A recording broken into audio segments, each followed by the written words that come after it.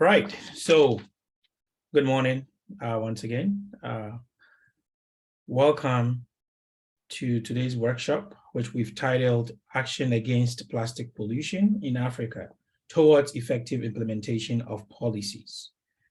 Today's workshop promises to be very interactive, informative, and educative as well. We have here special guests that will be sharing their thoughts with us. That includes Dr. Marcia Baliciano, Dr. Pratish Behuria, as well as Hulda Ateka. They will be sharing their thoughts with us.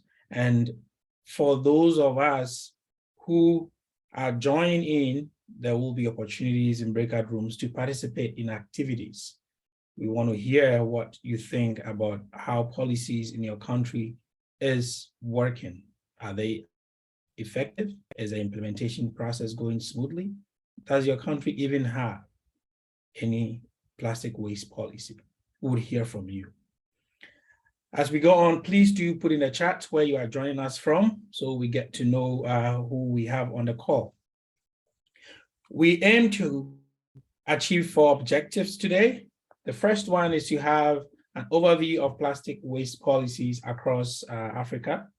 2, we hope to be able to understand the importance of using data in developing, implementing, and enforcing plastic waste. 3rd, we are looking at behavioral change that results from these policies. And then finally, how do we build the capacities of local communities to be able to enforce plastic waste policies? So it promises to be a very engaging and intellectually stimulating one today, as well as practical, of course. So stay tuned and do enjoy yourselves. Yeah, I'm seeing Ghana in the chat. I'm seeing Cameroon. Please do type. Let's know where you're joining us from today.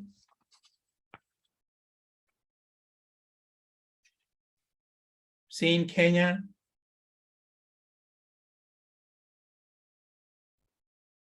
Let's keep typing. Let's keep typing. Let's just see where you're coming from, where you are joining us from.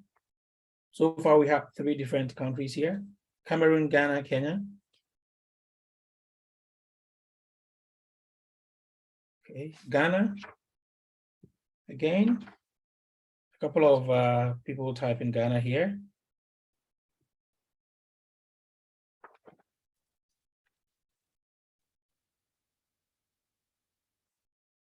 Great. China. Great. Let's keep typing. Let's keep typing. All right, great. So we're going to get, the USA, great. China. We have a very good mix here. Please put in the chat where you're joining us from Nigeria. Great. Thank you for joining in. Dominican Republic. Thanks for joining.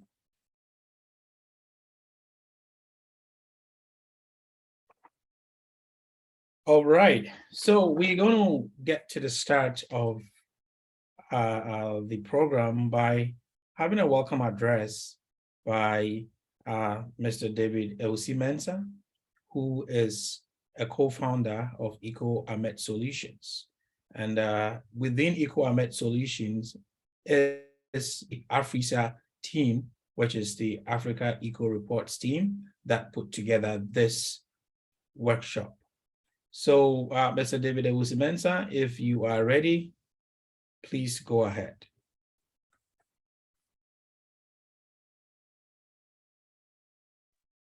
Hi, everybody. Anderson, can you hear me clearly? Yes. Perfect. All right. So I'll go ahead and share my screen in a bit. Okay, great. Thank you, everybody, for making time for this event. We're so grateful that you're here. I'll just give a quick introduction of our team and what we're here for, as Anderson has already shared with us. So my name is David. I serve as the co-founder of Eco-Amet Solutions. And our company, established in 2019, is an environmental consultant and research company. So we provide consulting in the area of waste and strategic waste prevention consulting, circular economy, and also impact assessment. Our team at AFRICER is in charge of the research aspect of the company. We are aware of Africa being there at the tipping point of climate change, as UNEP has already told us about. But we have lack of database initiatives supporting sustainable concepts around the continent. And greenwashing is definitely a reality. So AFRICER, our team here as the African Eco Research Report, is aiming at making data available through research and education. Definitely, plastic waste is not something that is new to us. These images and videos you're seeing over here, it's something that we are very, very familiar with and needs no introduction at all. But due to these kind of issues that are happening around the continent, we acknowledge the work of some institutions that are doing really amazing work early this year. So we organized a workshop where we shared information in our latest report you can see over here recently available on our website. And the goal on the ideas that we got from this workshop is that knowledge sharing and database and sharing is very, very important for making a good progress in this challenge that we face. Making localized data also available for policy assessment is also very, very important. Education, innovation, and technology is super important as well. But as a follow-up, we this year constructed and started this initiative called an Action Against Plastic Pollution in Africa, which is aiming at investigating policy related to plastics on the continent. So this research is looking to examine the impact of plastics on behavioral and people's attitude around the continent to be able to inform managerial strategies and to build capacity for action and also be able to make data available for all in terms of policies and as well as its implementation. And mainly to also be able to develop a guide that will sort of help in the management and the development of policies across the continent. So today's webinar forms part of this initiative that we are embarking on for the next couple of months, especially in next year, we'll be very busy on this. And so in this particular workshop, as Anderson has already introduced, is part of it where it forms part of an SDG micro project of the Ban Ki-moon Center for Global Citizens. So I hope today you can enjoy and be part of this conversation because it's very necessary for the future of this initiative. Thank you so much for your attention. Over to you, Anderson. Thank you very much, David. Okay, so I'm still looking in the chat here to see who's joining, and I see Rwanda here. That's great. So my name is Dr. Anderson Iswa, and I am also joining you from Canada. Okay, so next on our agenda, we're going to have our keynote, and I have to say that our keynote person is not here today, but we have a video from her that will be playing. I would like to introduce her in her honor, even though she's not here. So the keynote is being given by Marcia Baliciano, who leads corporate responsibility at RELX Group, a global provider of information and analytics focused on science and health, risk and business, legal and exhibitions, with more than 30,000 employees and offices in 40 countries. In addition to serving on numerous boards, Marcia is a board member of the Ban Ki-moon Center for Global Citizens and an expert on the role of businesses in the Sustainable Development Goals. Okay, so I introduce to you Dr. Marcia Baliciano, and the production team, if you're ready, please do go ahead with the video. Thank you.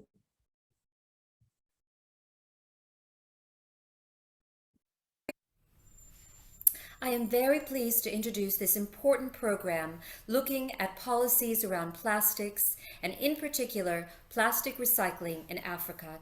I'd like to congratulate David especially a Ban Ki-moon Center for Global Citizens scholar, and colleagues on assembling an impressive array of contributors. My name is Marcia Beliciano, and I serve as Chief Sustainability Officer at RELX, a global provider of data, analytics, research, and events that aim to make a positive impact on society.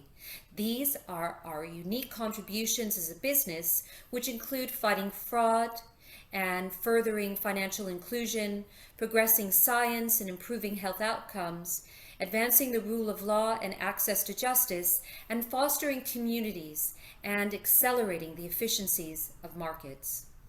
An essential strand of our work focuses on universal and sustainable access to information, and a tangible expression of this is the RELX SDG Resource Center, which I hope you will visit.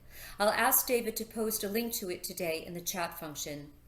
This site, with over 3,000 content sources, aggregates content and tools from across RELX and key partners to inform and advance knowledge and action on the 17 United Nations Sustainable Development Goals. These include SDGs with a relevance to our topic today, including SDG 11, Sustainable Cities and Communities, SDG 12, Responsible Consumption and Production, SDG 14, Life Below Water, and SDG 15, Life on Land. Now, when you search on plastics on the RELX SDG Resource Center, one of the first items that appears is a chapter from a book we published called Plastics to Energy, which highlights that plastic accumulation, both on land and in oceans, is one of the critical issues of our time. And it is imperative that we implement solutions to decrease the rate of plastic accumulation as we work toward reducing the impact that accumulation already has. There is no single solution to addressing these issues, so it is determining the effective combination of solutions which really matters. So there's a role for us all to play, from students and policymakers to NGOs, governments, and of course companies. And there's also a role for us as consumers in the choices that we make. I was pleased to see that entrepreneurs in London, where I am based, were recipients of a Prince of Wales Earthshot Prize yesterday for developing a natural biodegradable plastic from seaweed tested with more than 1 million food boxes this year alone. So once again, I'm so pleased that this program is happening today. I wish David and all the participants the best of luck in their presentations, and I look forward to staying involved in this critical topic. Thank you.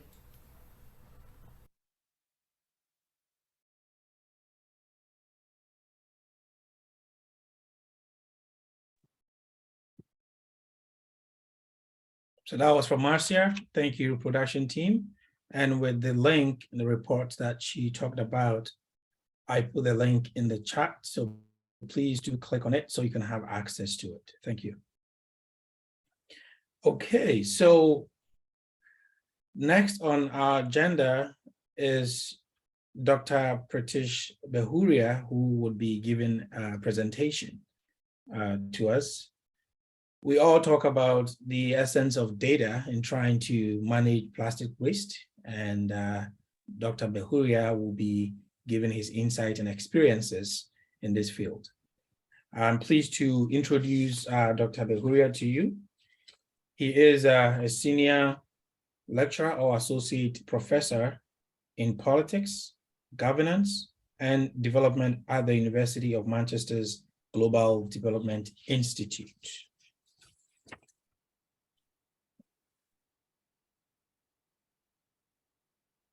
Okay. His research focuses on the contemporary challenges of late development and the 21st century globalization, with research experience in India and East Africa. He also leads the MSc International Development, Politics, Governance, and Development Policy, and the MSc Research Methods with International Development. Dr. Behuria, we are pleased to have you, and if you're ready, please go ahead. Okay, well, thanks so much, Anderson, and thanks to David also for inviting me and organizing this important event. Uh, I just want to start by sharing this paper that I wrote about banning plastic bags in East Africa. I've shared it in the chat. So I'll be a bit brief, but I think my intervention, what I want to focus on is not, I mean, of course, gathering data on plastic waste quantitatively is important, and knowing the kind of plastic waste that exists in every country, where it is located and how much of it is there, it's extremely important. But I think in terms of tackling action against plastic, one of the key focuses that we should place is on politics, and that's the main argument I want to put forth today. And it comes through a lot of my research, which most of my research is actually not on plastics at all, but it's on industrialization. And I got interested in studying plastic bags because when I was doing my research in Rwanda was extremely active in banning plastic bags and had a very stringent plastic bag ban. But of course, this had a huge effect on actually their industrial capacity, which Rwanda was also trying to do. So there were contradictory effects here. So I was trying to explain that. Now, naturally, when we think about why countries may or may not take action against plastic pollution, our assumption would be that this is something to do with the power of businesses. Power of domestic businesses, or power of businesses producing plastic in the country. That's our national assumption. That's what's dominant within the academic literature as well, that assumption. I didn't find that this was the most salient factor in my research about why countries were taking action against plastic bags. Of course, it's true that Rwanda had no real plastic bag industry before they banned plastic. But Kenya did have quite a strong plastic bag industry. And they have now banned plastic, finally, after trying 3 times. And Uganda, though they did have a plastic bag industry, plastic manufacturing companies, they didn't manage to ban plastic.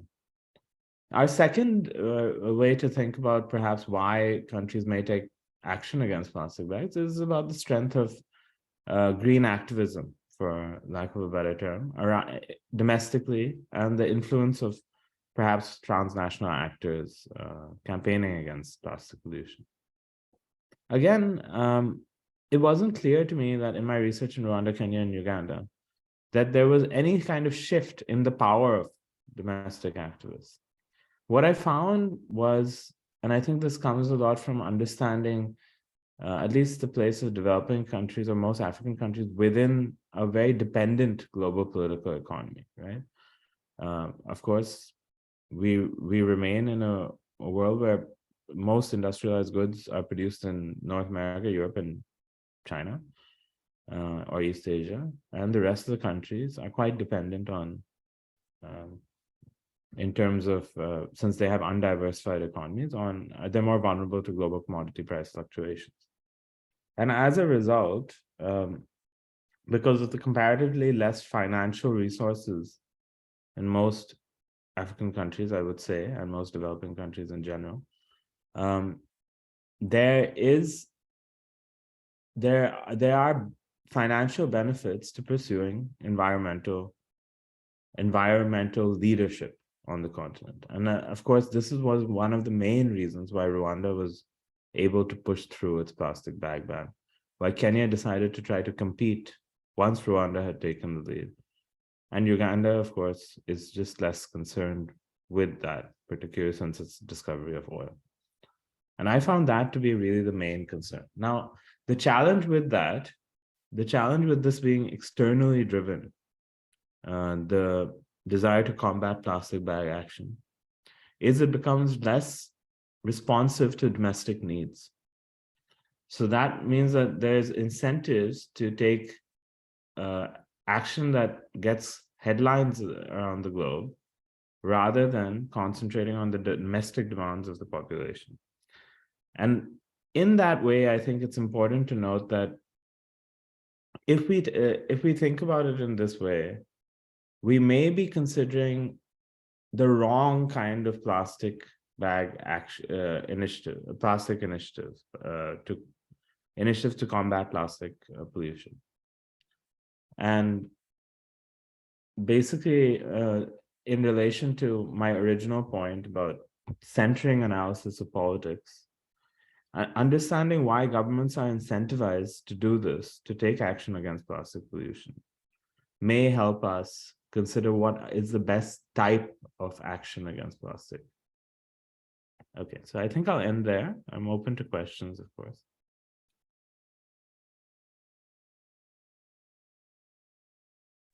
Thank you very much, Dr. Behuria. So Dr. Behuria is telling us that we need to be able to examine the motivations of governments and why they decide to pursue action against plastic pollution, or policies that would deal with plastic pollution as a key thing. That's one of the takeaways for me. And the other thing is that green activism, particularly one that comes from the transnational action, could actually take away the focus on actions at the local level that would be important to people, and rather focus on the international level. Thank you very much, Dr. Behuria. This is great. Okay, so the next person we have here is Ms. Hulda Ateka, who will be sharing her thoughts as well on, she'll be sharing her thoughts. No, before that, I think we have Dipesh Parabi with the Flip Floppy project in Kenya, and he was not able to join us today, but he did us the honors of sending a pre-recorded video. So we will be playing that video for you as well. And David, if you could please share that, that would be great.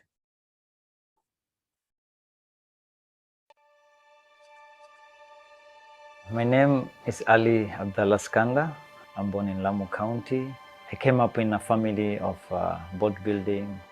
I feel it is a necessary time for us to make a change on why we are receiving so much pollution in our ocean, and what can we make a change about those things. What's particularly fascinating about Lamu is it is a set of islands that are extremely geographically isolated, receiving plastics from all over the world. Plastics washed from as far as Indonesia and China. This is ultimately testimony to this being a global problem. Lamu in itself has serious waste management problems. There's no question about that. A lot of what we've done with this boat is to utilize the boat to showcase and inspire and engage people from all around the world, and particularly in East Africa, this wonderful local solution built in a very low-tech environment that demonstrates just how valuable the material it is, and demonstrates equally that if you can build a boat out of recycled plastic, old waste plastic, then what else can you do with it? The extruder machine is a machine of endless possibilities. It can accommodate many and many tons and products meant for plastics. We only have to be innovative. The vision for us was to bring this all together and create a closed-loop economy in Lamu town. We've been able to start collecting plastic and paying for it fairly, and most importantly, bringing it into a center, material recovery center, to avoid it going into landfills, to avoid it going into the ocean. At a global level, government's slow to act. We've seen inaction. And what excites me about this is it's community-led action. It's people who are fed up of how things are, and people who are innovative and who can see a better future.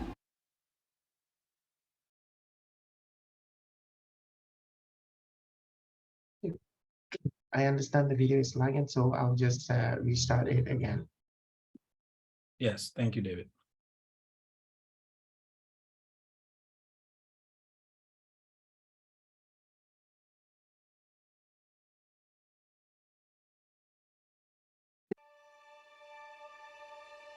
My name is Abdullah Skanda. I'm born in Lamu County. I came up in a family of boat building. I feel it is a necessary time for us to make a change on why we are receiving so much pollution in our ocean and what can we make a change about those things. What's particularly fascinating about Lamu is it is a set of islands that are extremely geographically isolated, receiving plastics from all over the world. Plastics washed from as far as Indonesia and China. This is ultimately testimony to this being a global problem. Lamu in itself has serious waste management problems. There's no question about that.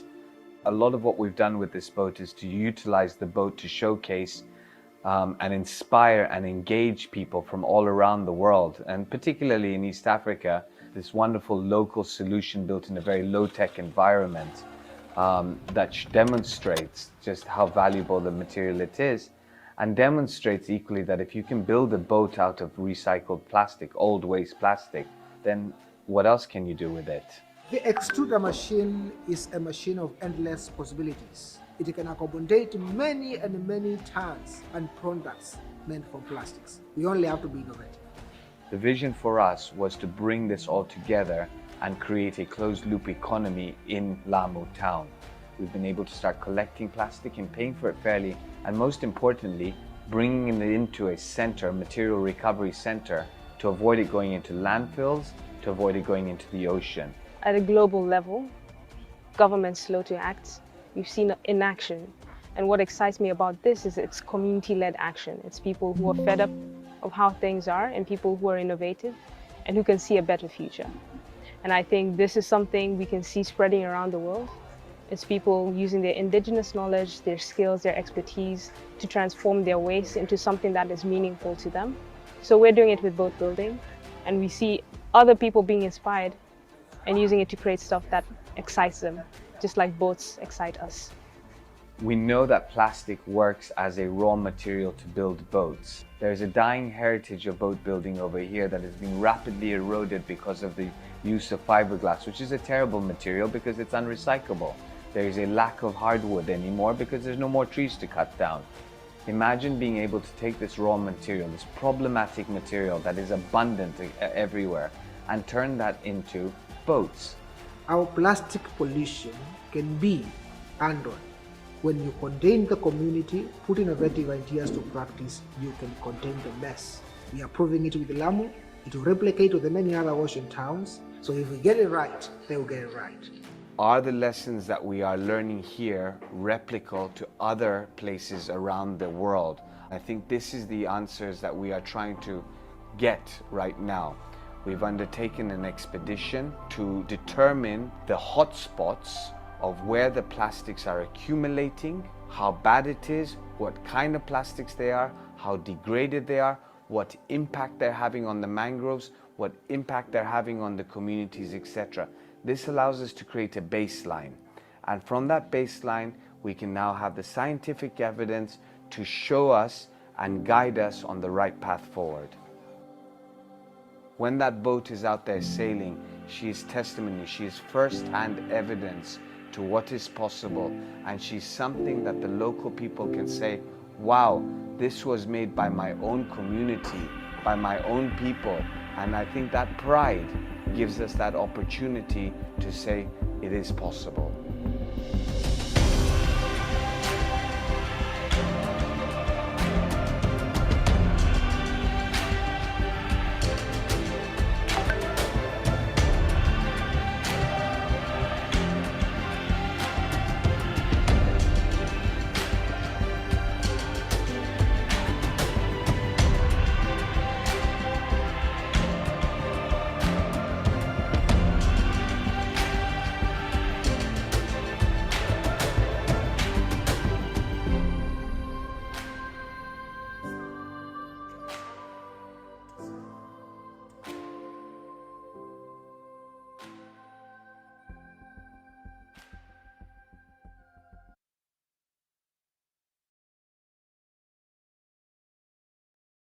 Okay, thank you, David.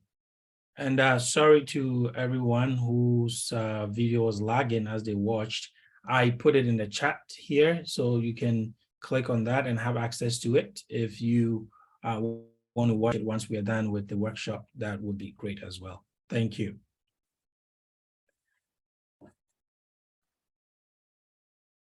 Okay, so we are going to take a little bit of a health break here, and we encourage people to get from their seats, walk around a little bit, and then get back for us to continue. As we take this health break, the production team will be sharing a video for us to watch. So you can grab a coffee, you can grab your tea, you can grab a snack, walk around a little bit, and then come back, enjoy the video, and then we can continue with the session. So production team, if you're ready, please go ahead.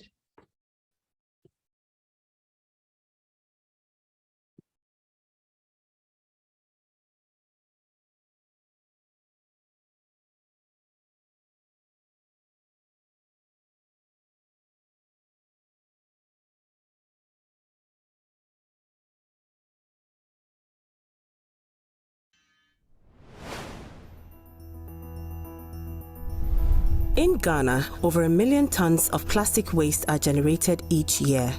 That's enough to fill 215 trucks a day.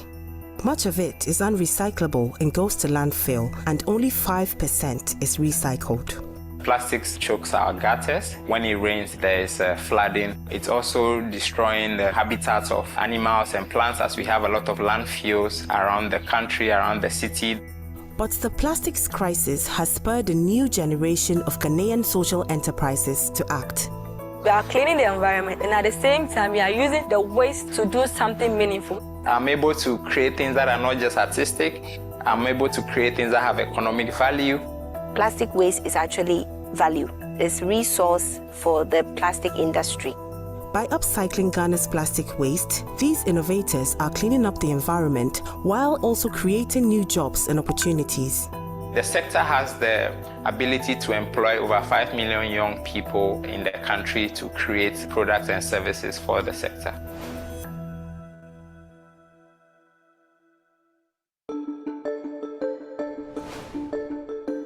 Makafui Awuku is the founder of the social enterprise Macintosh Africa. Macintosh upcycles plastics into art, fashion, and accessories, as well as building creative new products such as school desks and shelters. The aim is to develop sustainable solutions to the plastic pollution problem. The project began after Makafui traveled to Nigeria for a sustainability program as part of the US-backed Young African Leaders Initiative.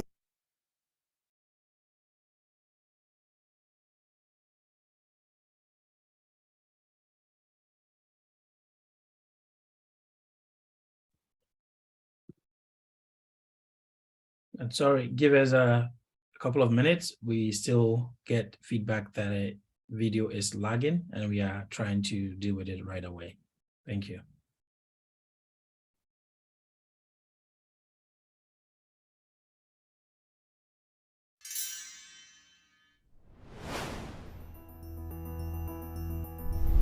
In Ghana, over 1 million tons of plastic waste are generated each year. That's enough to fill 215 trucks a day.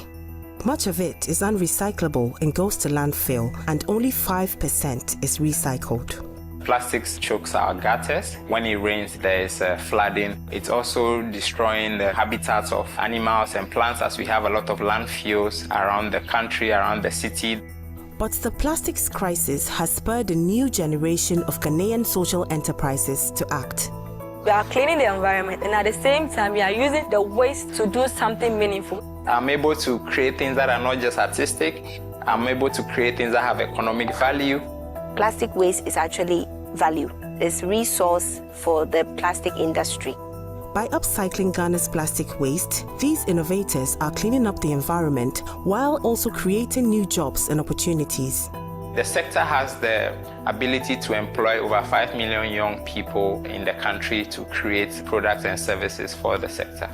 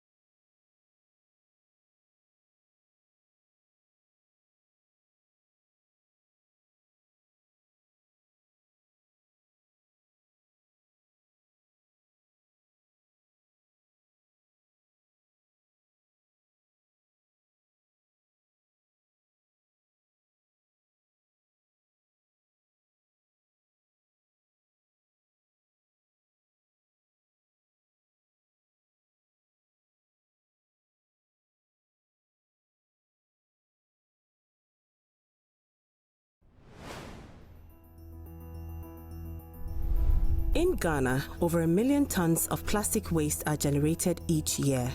That's enough to fill 215 trucks a day.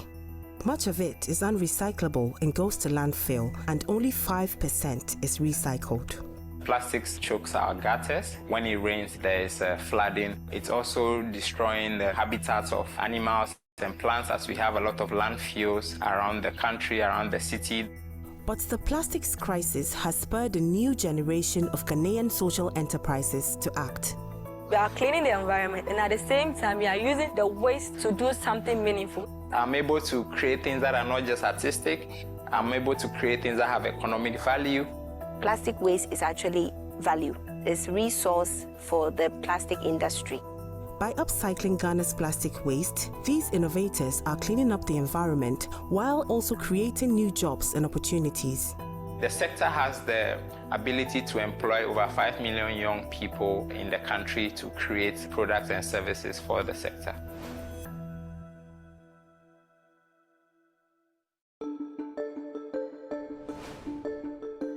Makafui Awuku is the founder of the social enterprise Macintosh Africa.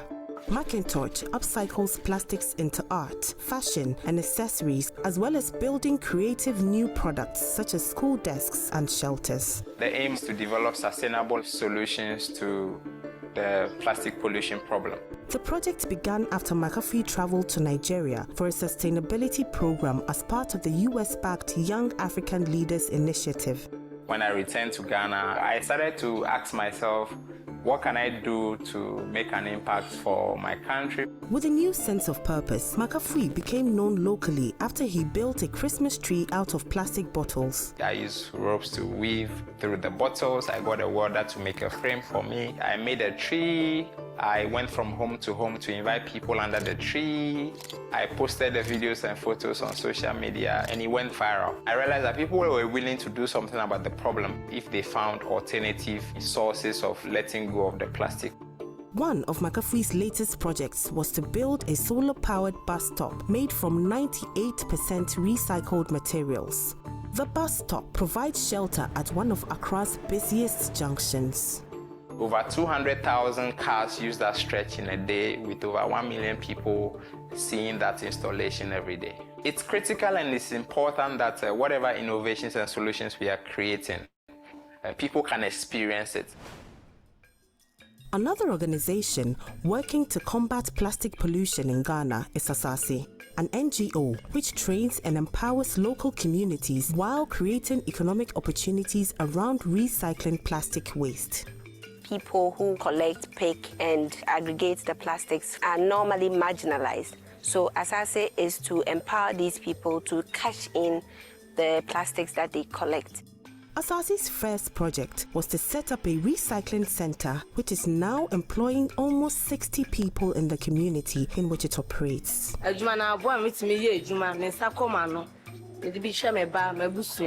We encourage them to become operators, and some migrate from sorting and cleaning to operating the machines and crushing materials.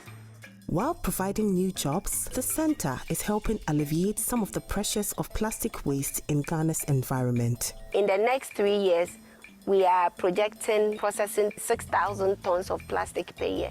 What you see here is about 20 tons of plastics. Imagine this in 6,000 tons. If we gathered and collect plastic waste from the gutters, our community will be clean. Then the gutter will not choke. With sponsorship from the EU and the US-backed Alliance to End Plastic Waste, Asase is scaling up. The funding is going to improve the infrastructure for processing the plastics, but also training of waste pickers, training of schools.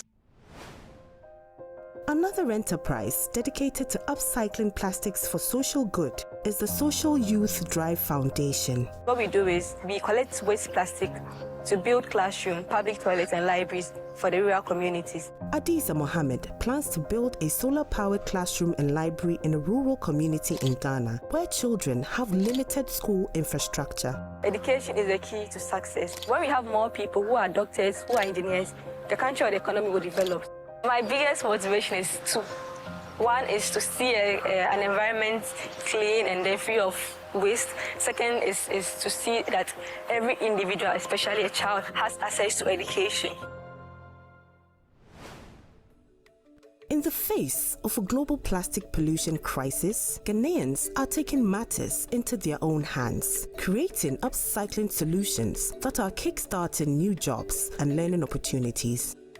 They are attracting international support while inspiring future generations to think outside the box and become change makers. I hope we can come together and work as youth to have a greener country and a greener environment. Without collaboration, there will not be solution to the plastic situation in our world.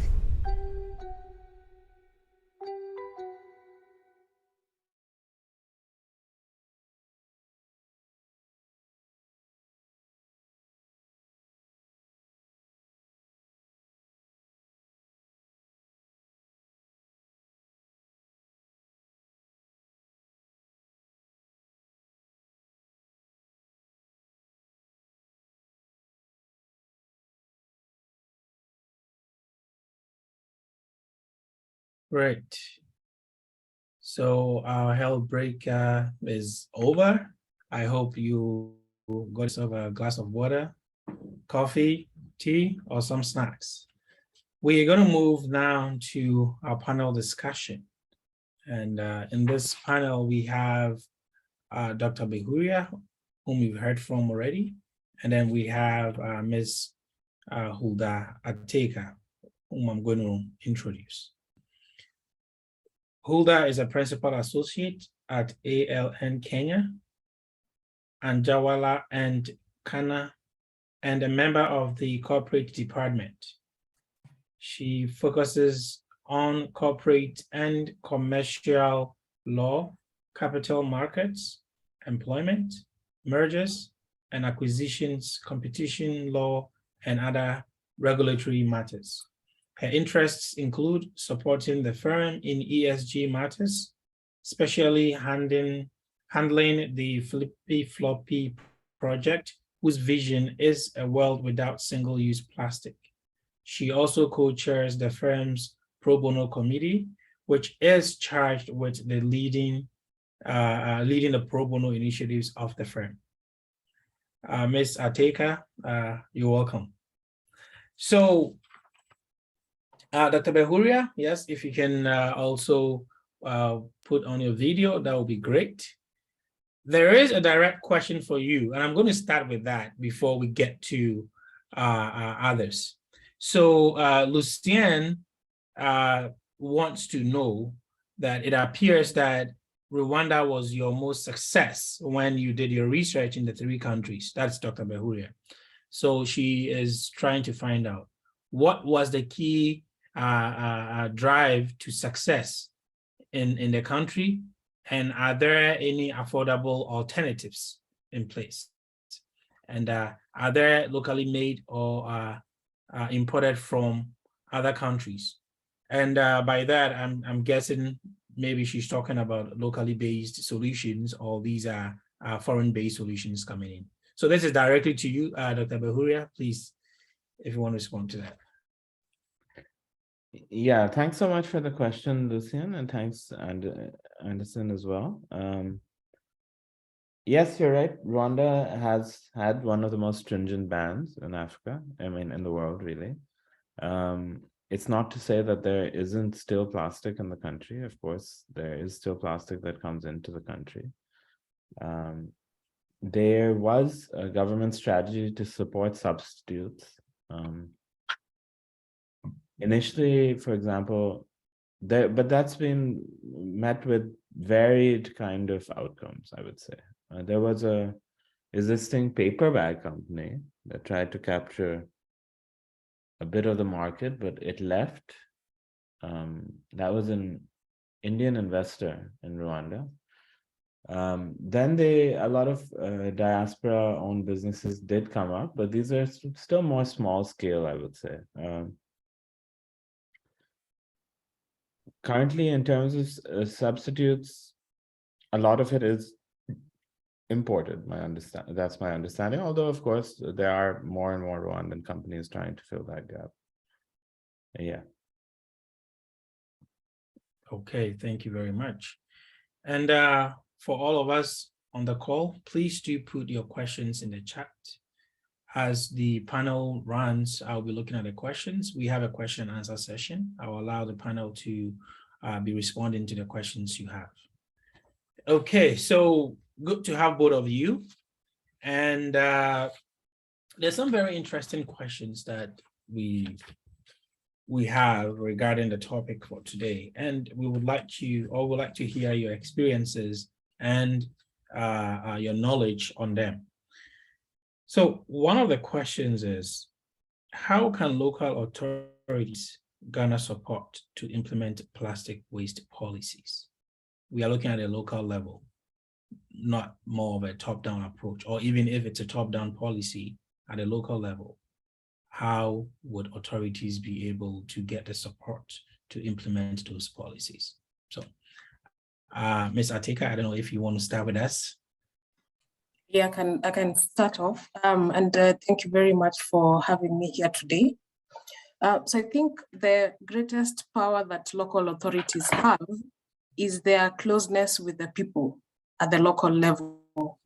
So some of the research that has been done in terms of the effectiveness of plastic policies across the world points towards a lack of buying at the local level. So for instance, in Sri Lanka, for example, where there was a plastics ban that was introduced sometimes early in the 2000s, one of the reasons that was given for the failure of successful implementation of that policy is that at the local level, there was no buy-in. So the people who were in charge of actually implementing that policy did not actually understand the value of effecting a ban, or did not see the vision that was being proposed by the leadership at the national level. So at the local level, then we have local leadership having the advantage of trying to rally the people at the local level, trying to explain to them the value of these plastics policies, and trying to sort of get the buy-in, get their feel towards the effectiveness, the use of having, or the benefits of having these policies in place. So I think that's one of the most important things that can be done at the local level. Additionally, there are many partnerships that local authorities can get into at the local level to assist or to drive effectiveness of plastic policies. So most of the time you'll find that if we have donors, for instance, who want to support this space, they would come at the national level. Sorry. So if the local authorities position themselves effectively, they can also tap into these partnerships that the national governments are entering into, and also try to benefit from the same. So that would be my two main points on this particular topic. That's great. Thank you. So to sum it up, the relationship that local authorities have with the people is their greatest resource, right? And then the second part is that they need to position themselves to be able to take advantage of partnerships. Okay, thank you very much. That's very insightful. Dr. Behuria, what do you think? How do local authorities garner that support to be able to implement policies? Yeah, I mean, I think it depends on the context a little bit. I would say because local authorities, even within certain countries, some of them may have different interests, or from the central government, or they may be in line with the central government. But that does depend a little bit on the context in the country where it's studying. Of course, In terms of enforcing bans, it is down to local authorities ultimately. It would have to be done locally. But of course, local authorities would have to see how much, I mean, they're under a lot of pressure in anyway to do a number of things. And a lot of this does come down to prioritization, because often with environmental policies and plastic policies, there are a few trade-offs involved, and in terms of taking actions, and there are distributional consequences to taking these actions. And local authorities would only be able to take that decision if politics allows it, really. Okay. So the key thing is being able to prioritize what they really want to do and where they want to get to. Okay. So maybe I have a follow-up question on that. I know there's all these kind of analyses that you can do to get people's interest and all of that, POC analysis, blah, blah, blah, and all of it. Do you find that there's a more effective way without getting through all these, how do I call it? I always say academic development or skills-based approaches. And this is to give some context, because not everybody or most people might not have perhaps maybe the level of understanding or education even, right, about some of these issues. So in your experiences, would you say there is a less, let me put it in quote, a less threatening way, right, to talk to community members so that they give their support to initiatives like waste policies? Any of you can start.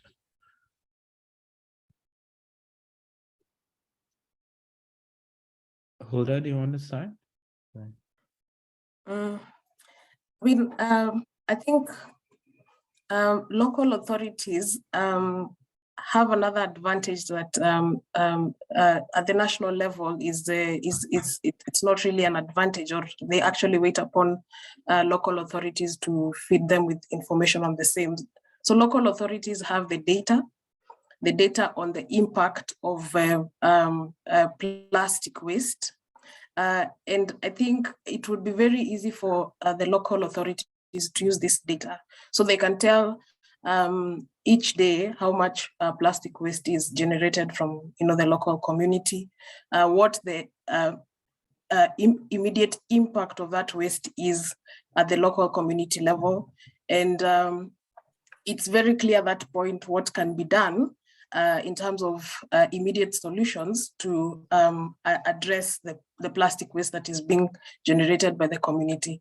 So I think the data can be used, that data can be used at the community level to sort of provide a framework for, or sort of information base for engaging the members of the community on issues of plastic waste management. Great, thank you. Dr. Behuria, you want to add to that? Yeah, I would say in terms of thinking about an effective way of waste policies in general, I think it's important to understand why the problem exists in the first place first. Because often if advocacy kind of assumes that there is a right policy, it ignores why this problem exists in the first place, right? So I wouldn't say that there's a universal policy that should be implemented all across the world. It would have to be adapted to particular contexts. So there could be understandings about why the local community may see this as not as urgent an issue as others, right? And of course, knowledge about the consequences of these things is helpful. So more exchange of information. But of course, this is an urgent issue. But I think it's really important to understand why people may not be incentivized to follow what may seem to us as clearly the best policies, because it may not travel so easily.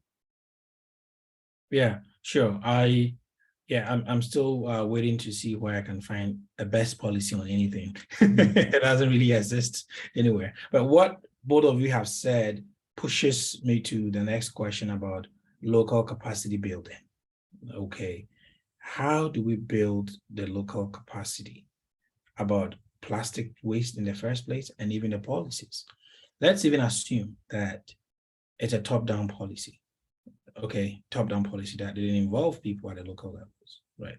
How do we still build the capacity of local people to understand and also to be able to follow in line with some of the solutions at the local level? It can be a very hard and complex question, I know, but yeah, please do share your thoughts on that. So Hulda, if you want to start with us.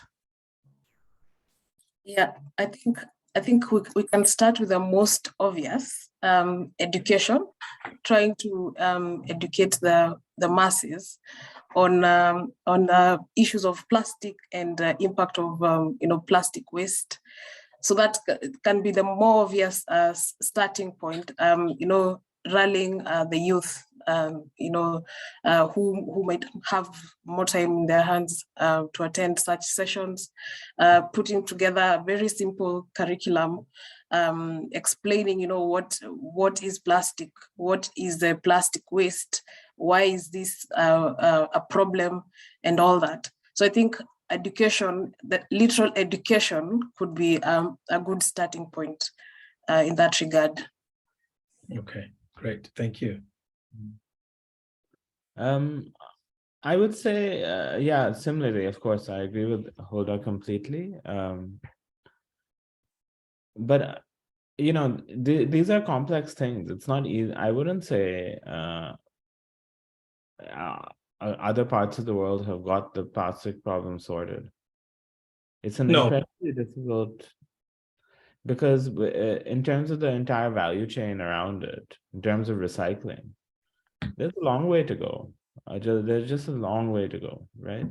And to build something like a circular economy in a way, there's a lot of political pressures against it. We can see even now, right, with inflation because of the oil prices and things like that, within this environment, to try to get perhaps consumers to pay more to face these costs, it seems very difficult. It is up to the government to ultimately incentivize these systems to be created. But then do governments have those resources to and the incentives to do that? I'm not quite sure. Yeah. Okay, so from both conversations or responses, what I'm getting is that the local authorities actually also need to set their priorities and decide how they want to approach it, because if, it depends on a sort of a system of governance, right, in the country, if there's real decentralization or not in the system.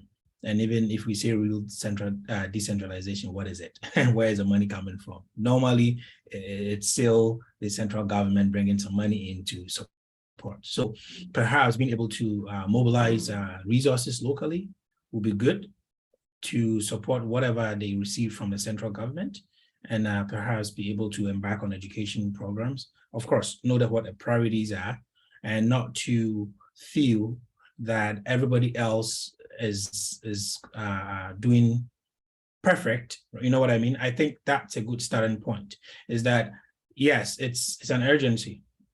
We have to deal with it. Sitting down doesn't help anybody.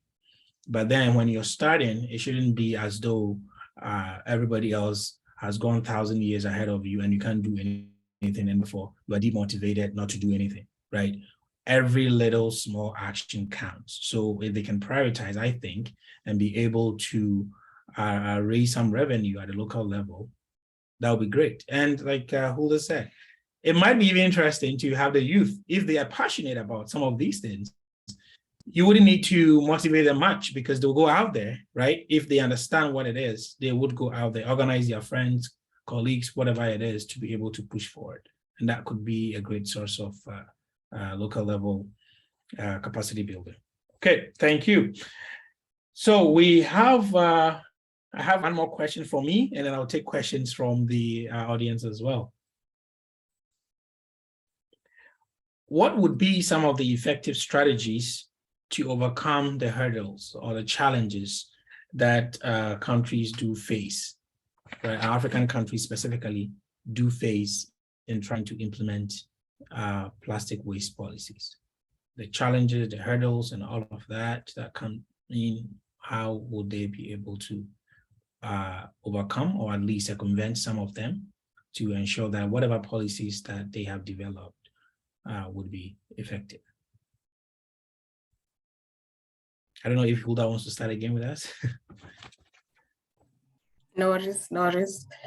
So I think one of the issues, one of the challenges in plastic waste management in different parts of Africa is there is a sort of fragmented approach towards regulating waste management generally. So you'll find in Kenya, for example, despite the steps we've made towards regulating different types of plastics or use of plastics in different areas, is that we have multiple frameworks in that regard. So you'll find that at some point, is it in 2017, there was a ban on use of plastic bags. Then sometime later, we decided that use of certain specified plastics in protected areas, that's national parks and reserves, was a problem. So we regulated that. So just a few months ago, we enacted a law on sustainable waste management. It's really a fragmented approach to waste management generally, which can be problematic, because you'll find that in the first law that banned the use of plastic bags, a certain regulator was put in charge of implementing that. Then you'll find under the waste management law, different bodies have been given different functions with regard to waste management. So you'll find at the local level, local government level, there's involvement of the county governments. Then at the national government level, there's involvement of multiple other entities. So one proposal would be African countries can sit down and just think through the entire ecosystem, the entire, from beginning to end, the life cycle of different wastes, and have put together a framework that would be all-encompassing, deal with the different issues that would arise with respect to waste management, so that even implementation, the implementation part of it is seamless. Yeah, so I think the fragmentation of laws, policies, and all that is an issue that's causing a challenge. Okay, I think you really hit a nerve there with that, because I think with some of the research that I've been doing myself, and the AFRICER team has been looking at some documents and data, that's what we're finding. And yeah, I watched the, I think it's just last month that Kenya launched the plastics of interest, I think, right? Some specific ones that you're interested in. So I kept asking myself the same question you have. Okay, but you've been doing this for some time. So I guess maybe what was the rationale there? I'm not saying that banning the bags alone should suffice. What I'm saying is that you ban the bags, which is good. Are there any data available, right, to be able to say we are banning 1, 2, 3, 4, 5, and perhaps we might find this particular effect once we ban all of these, right? So definitely, I think I can agree, and many people here would agree with you on the fragmentation or fragmented approach to developing the policies themselves and also trying to implement them, right? It's kind of trying to deal with it in silos and not remembering that they are all connected, whether you like it or not. And that's okay, good. Dr. Behuria, you want to add to that conversation? No, I think that's, I mean, I think what Hulda says, it's an incredibly important point. And I would just add that, I think it's really difficult to solve the issue, and we should keep that in mind. Now, I find that there should be more discussion about substitutes for production. There should be more understanding of the ecosystem, as Holder says. And there should be more long-term development thinking prioritized by the central government in terms of how do you create these avenues and these linkages between these different aspects of waste management. But of course, there are huge political disincentives to do this, and a lot of funding is required to actually do it. So how do you get the financial resources to actually push through this kind of policy? Yeah, I totally agree with that. The financial resources is key, right? And sequel to our workshops, what our research is about in terms of like AFRICER project is to be able to get details on some of these things, right? How are the policies being implemented? And are they being implemented differently from one region to another? I mean, there could be little nuances just because different areas have different needs and all of that. But are they too significant? Is it a yawning gap that we are going to see? So it'll be interesting for us to have a look at that as well in our research. And the finance, of course, why not? It's the key thing. And so that gets back to the first point you had made in your presentation, Dr. Behuria, about trying to seek the motivations of the government. Because if the government is getting money from a source that is directing it to only take away batteries, there's no way they're going to take away plastics. You know what I mean? Because they don't have the finances to do that in the first place. So they will not get to that aspect at all. Okay, good. I know there are some questions here, but I would say if there's any other ways of getting over the hurdles, please go ahead before I take questions from the audience. It's interesting, Anderson, you mentioned that there are different contexts in different countries or areas, because that's another potential point to think about when developing or implementing plastic waste management policies. So, for instance, towards the south of Africa, I understand that the issue of extended producer responsibility has been introduced. And so, for instance, in South Africa, I think they had introduced paying for plastic bags at points of sale. So in a supermarket, for instance, if you wanted to get a plastic bag, then you'd sort of be taxed for wanting to use a plastic bag.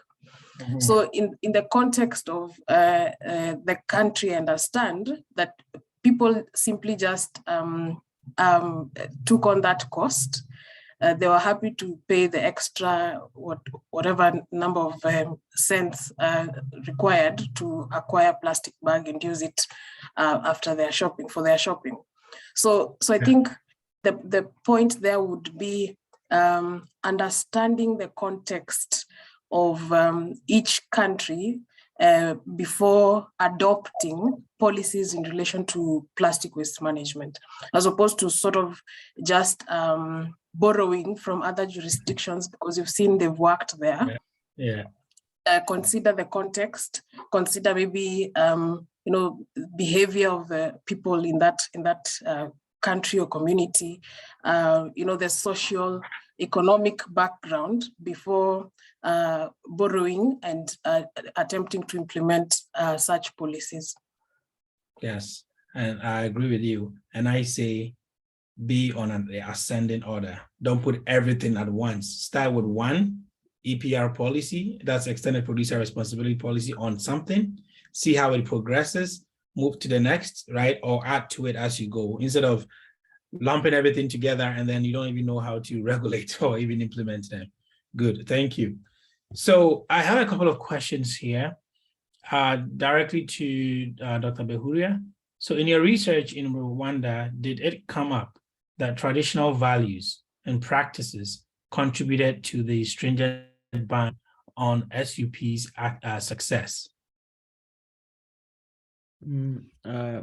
I think definitely there is some, to some extent, traditional values did play an important part, especially in relation to in relation to like the need to take care of the environment and land, which is quite a central feature of Rwandan culture in a way. You can see that with Umuganda, where the government has kind of instilled the value of cleaning up the streets and working together as a nation on the weekends. So there's it definitely did play a role. Do I think it was the defining reason? I don't really think it was the defining reason why action was taken, because of course then it would have always, the ban would have happened earlier. The counterfactual would be. So yeah, it was important, no doubt. Yeah, and I think Pomeye, I hope I pronounced your name right, but in my own research, what I'm starting to find is that many of these policies and strategies do not actually account for the culture of the people or traditional values a lot. I've not seen much of that, and that's a huge gap. In research that I'm publishing, I focus on the First Nations in Canada, and I have some factors that are key to their ways of living, which I think I make the argument those need to be the focus to drive the approaches, methods that would, because if you just come and dump in a policy, as Hulda was saying earlier, I mean, yeah, you have very little success in many places, but if you understand the culture of the people, what they value, and then you're able to use that as a way of devising educational tools, then you have a much better chance of success in that. And that's what I argue in that paper. But anyway, we're talking about Dr. Behuria's research, not mine.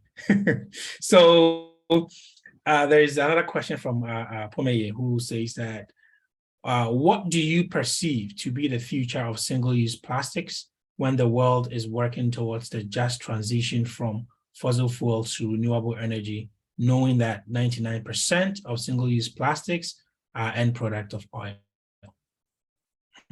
Interesting.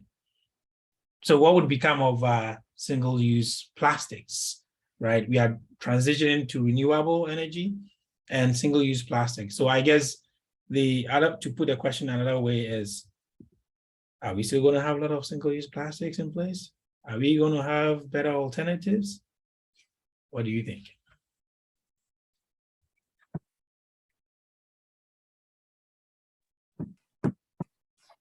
Yeah, I think we'll all have to wait and see.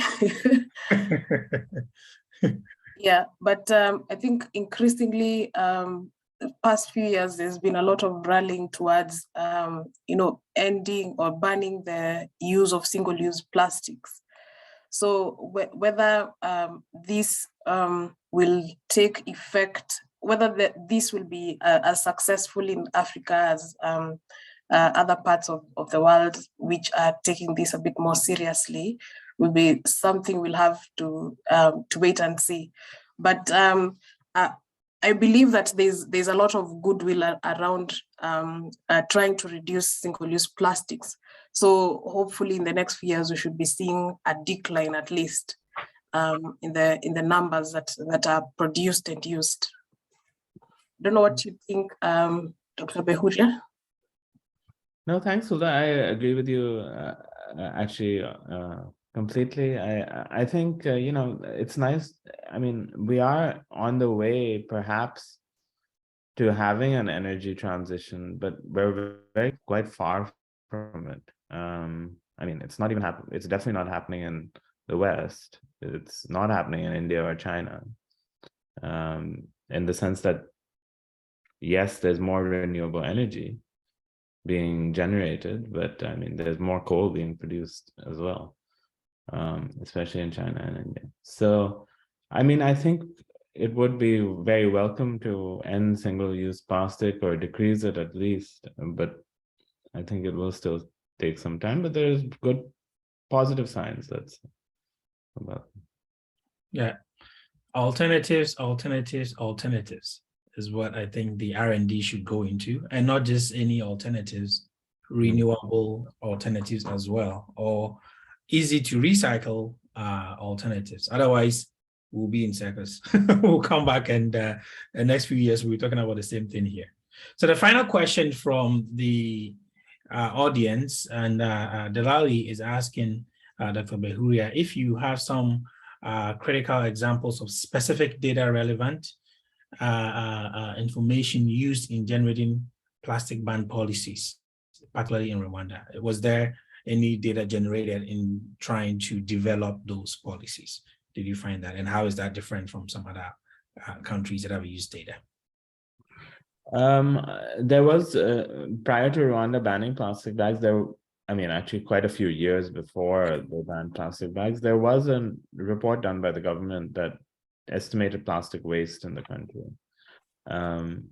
and the damage it was causing. I think this is the kind of data and that all governments do have, and they've used and activists use to bring attention to the problem. Now, of course, it's important to have this data and to show, to provide that, especially as those who are lobbying for anti-plastic policies, right? But it may not always be enough to just have that data. But I think without it, it's very difficult to make the case. Great.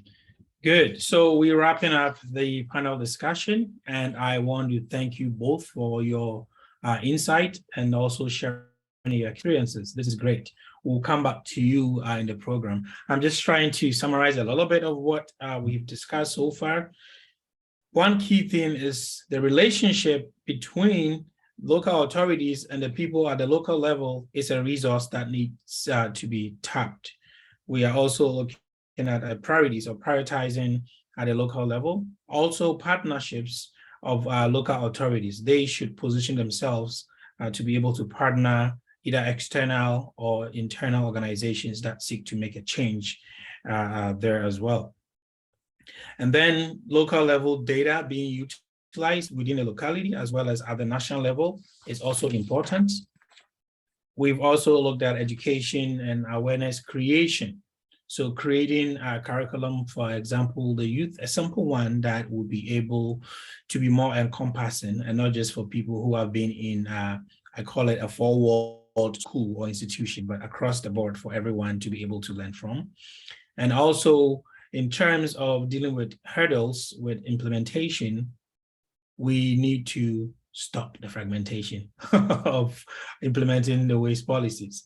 The governments need to look at the life cycle of waste and also the life cycle of the policies themselves so that they are able to develop strategies that will be more effective and efficient.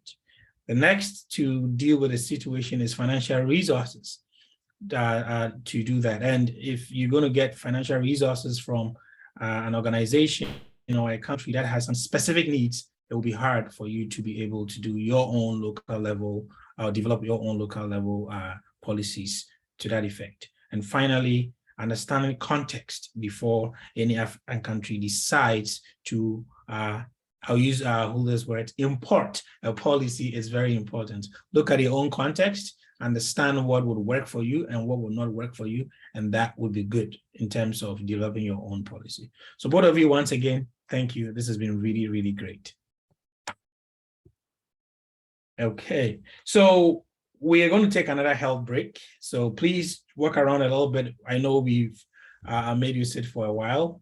The conversations were really interesting. So please grab another glass of water, coffee, a snack, and please do come back. As we do this, the production team will be showing another video. Thank you.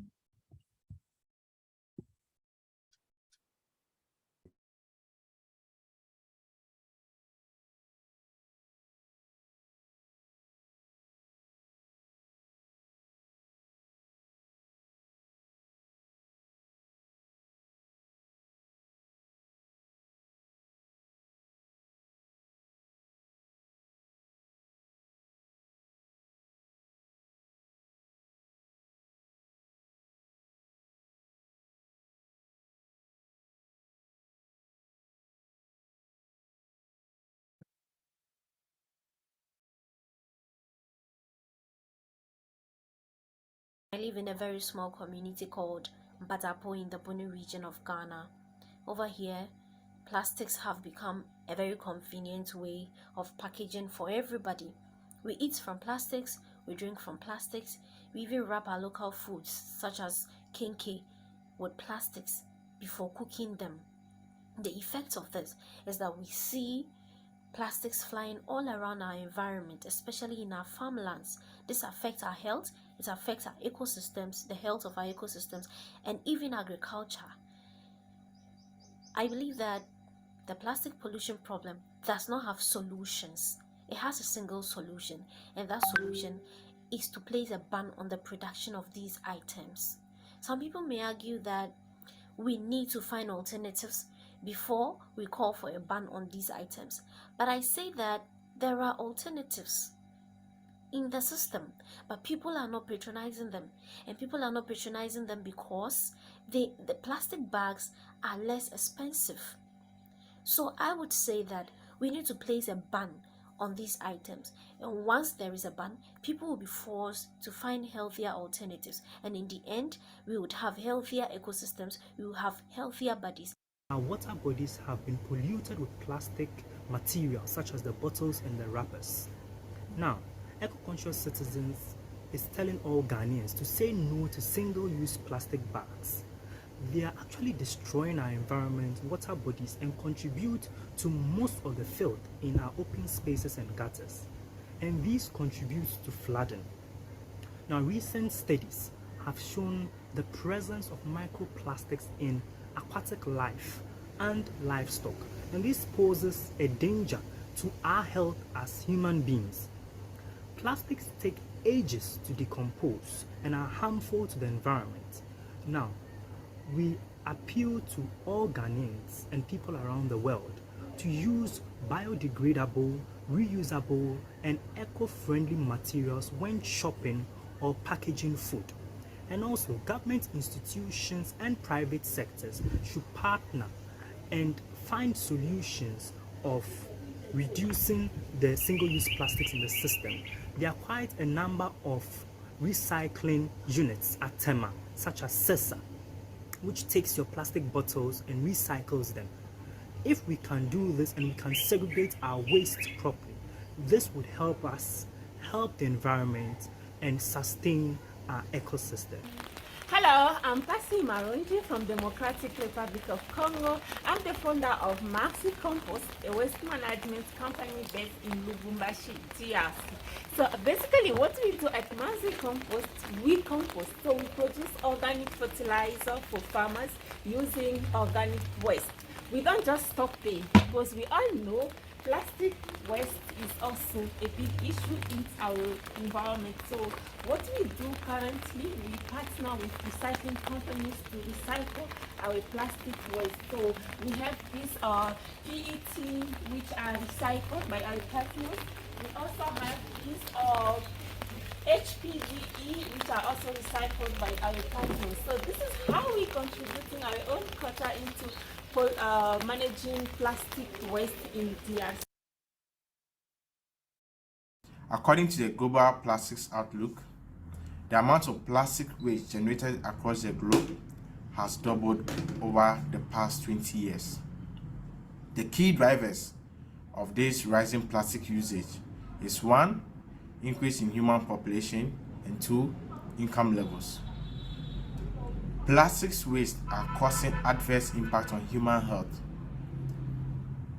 Microplastics have been detected in human blood for the first time, with scientists finding tiny particles in almost 80% of the people tested. Dr. Kweku Efiye, the Minister for Environment, Science, Technology and Innovation, has cautioned against the use of polythene to wrap foods such as banku, mutuo, fufu, kokonte, and our soups as a practice, and this is causing serious health implications to we Ghanaians. At the Ghana Youth Environmental Movement, the action we are taking to address this crisis is to lead a campaign calling for the ban of single-use plastics in the country. We believe banning single-use plastics is the first step to addressing the plastic crisis. Secondly, we are also urging the government of Ghana to invest in research and development in local alternatives that can be used to create eco-friendly materials to substitute single-use plastics. Hi, my name is Cordy Aziz. I'm the founder and executive director of Environment 360. Here today we are at the Circular Innovation Hub. The Circular Innovation Hub is the first of its kind in Ghana, and what it seeks to do is close the loops locally on plastics by strengthening the value chain for recycled plastics. The hub is so important for the SDGs that we strive to hit globally. The hub really has a special focus in on women. For the past 3 years, Environment 360 has been working with a variety of women waste pickers. What we realize is that despite these women's hard work, they're not moving up the value chain. This particular project is going to take them from collectors into small-scale innovators so that they can actually raise their income and have a greater impact in the community that they serve. Number 5, gender equality. When you look at the waste value chain, women are highly underrepresented. It's been shown that women, because they don't have access to technology and finance, they continue to remain at the very bottom of the pyramid in waste management. This means they often are subjugated to only doing jobs such as sorting and collecting. This project believes that when you equip these women with the skills and technology they need, they can actually not only become formidable business players, but formidable business owners that have a real impact in their community. When you look at goal number 9, innovation in technology, this particular project is using a small open source modular recycling technology that really is going to make recycling accessible on a very large scale. It can be used in urban communities, it can be used in coastal communities, but most important, it's going to really speed up where these ladies are today versus where they are in 5 years by collecting plastic. And when we look at goal number 17, partnerships for the SDGs. This particular property and facility is all about partnerships. We're seeking academia, we're seeking other technologists, as well as other innovators to come together so that we can find different applications for different types of plastics.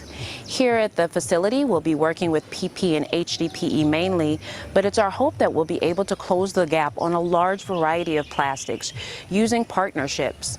We're also seeking businesses that are willing to take a serious look at their value chain and realize that some of these smaller plastic components they may be importing can be made right here in Ghana using the plastic of waste pickers, thus being able to have a greater social and environmental impact. We believe that together we can do this journey. We hope that you enjoy learning about each of our women innovators and their unique story. And most importantly, we hope that you can partner with the Circular Innovation Hub so that we can make this dream a reality and that we can have the impact that we need to have in Ghana with increasing plastic collection, increasing salaries, and creating jobs for women and youth.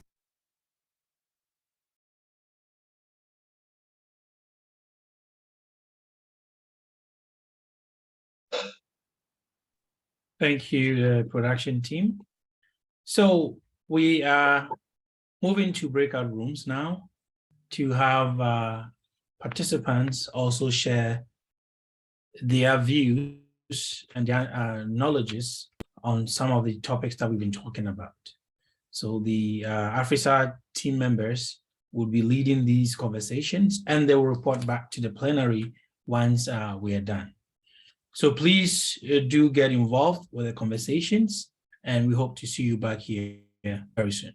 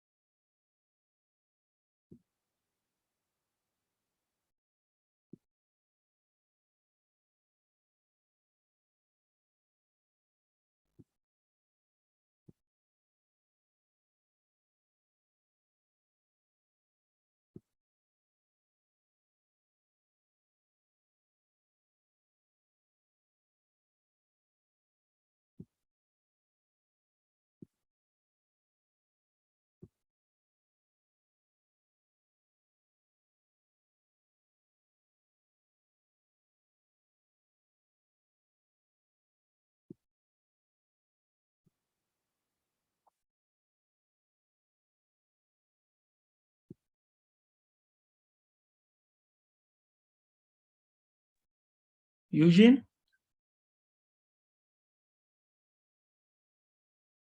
Eugene?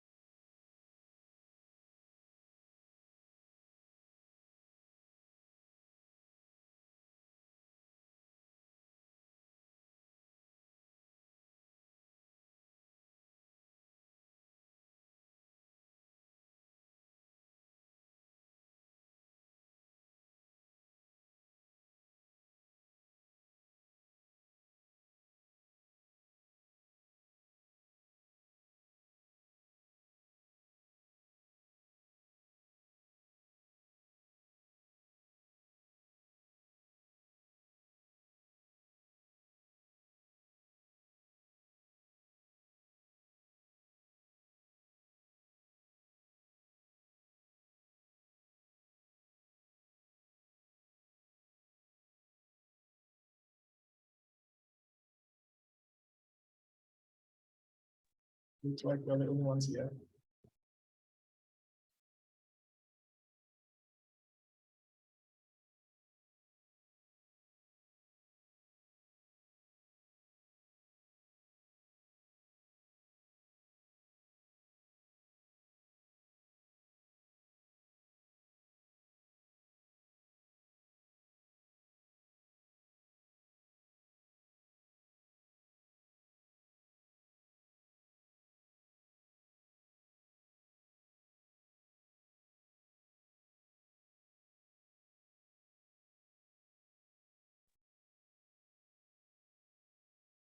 Thank you all very much. I came through the rooms and I was hearing very exciting conversations.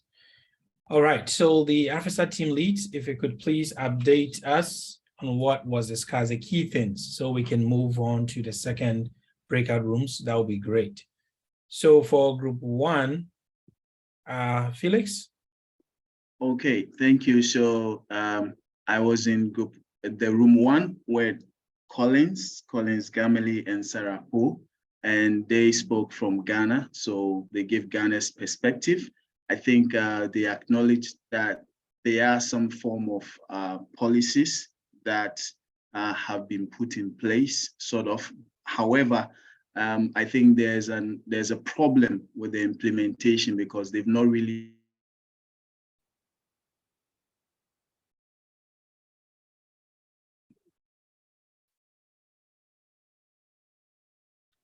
Okay, looks like there's an issue with the internet. All right, so we will take Esther when the Felix... plastics. Oh, okay, he's back on. Yes.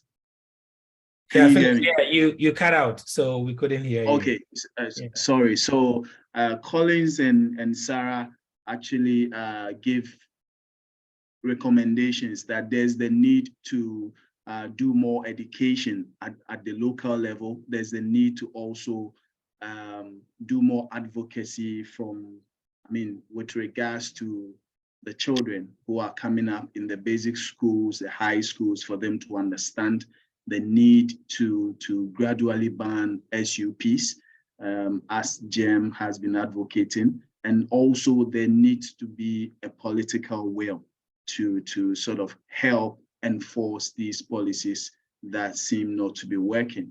Also, I think they said that there is the need for the government to actually not see it as taking people out of business, especially the companies who deal in this plastic waste, but it could be a way to actually make them more innovative, support them with some incentives, and then the private sector could go into alternative biodegradable options that can actually help in fighting the plastic menace. So basically, these are the things that we spoke about. Yeah. That was really insightful. Thank you very much, Felix. Esther, room 2. Hello everyone. I hope you can hear me clearly. So we had some exciting conversations with Park, Akita, and Bantil. They're all from Ghana. Esther, if you can increase your volume a little bit, that would be great. Okay. Can you hear me now? Yeah, we can hear, well, much better. Yeah, please go ahead. Much better. Okay. Yeah. Okay. So I was saying we had some exciting conversations with Akita, Park, and Bantil, and they're all from Ghana. So they shared the current policies which are either implemented or encouraged in their country, which is recycling. So they say that there's so many organizations that recycle plastics, which is actually a good thing, so as not to be degraded. Though they mentioned that only 5% of the plastics that are produced in the country are only recycled, but they think that it should be more promoted, and that the country should build more recycling facilities. Okay. So so one of them think that EPR schemes should also be encouraged in Ghana. We also had, and they also suggested that if there was a sort of a policy, a ban policy in Ghana, it should be implemented step by step. I mean, start with banning single-use plastics, and then we can go on and ban other stuff as long as we have found, alternatives. And also education is very key. Education, because some people in Ghana complain on the waste management fees. So there's a need to make this awareness to other people, the use of this waste management fees and the way they are important in trying, to put our homes clean and everything. And Okay. lastly, they mentioned something which I feel like is important. So, like, one say that banning plastics in Ghana is actually not seen as a good thing by most people, but maybe it will be a motivation to find alternatives. People complain that we don't have alternatives for single-use plastics. What should we do? Maybe if they start by banning, then it would encourage more innovations on searching or on other alternatives to single-use plastics. I think that should be it for my group. Thank you very much. Yeah. David, from 3. Yeah, thank you, Esther. Thank you, Anderson. I think really exciting things have been shared already. So from group room 3, I think we have spent a lot of time, so I'm just going to wrap up quickly on what we shared in there. We had really exciting conversation. We also talked about some issues between Ghana and Kenya. And I think the main issue we got from Ghana was that there is no policy in terms of band specifically. Though we have a policy that needs definitely to be revised and included, strong action.